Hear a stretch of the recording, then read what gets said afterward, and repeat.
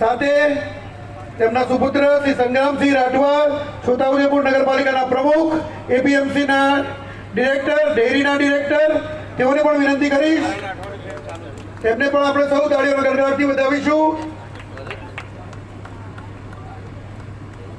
હવે શ્રી ધર્મેન્દ્રભાઈ શાંતિલાલ પટેલ, જેમને આપણે દમાભાઈના નામથી ઓળખીએ છીએ, 2019 અને 2022ના વિધાનસભાના ઉમેદવાર તેમજ ભારતીય જનતા પાર્ટીમાં જેમને પુનઃ પ્રવેશ પાટીલ સાહેબ આપી રહ્યા છે. ધર્મેન્દ્રભાઈની ગૌરવ આપીને આપણે સૌ વધાવી લઈશું.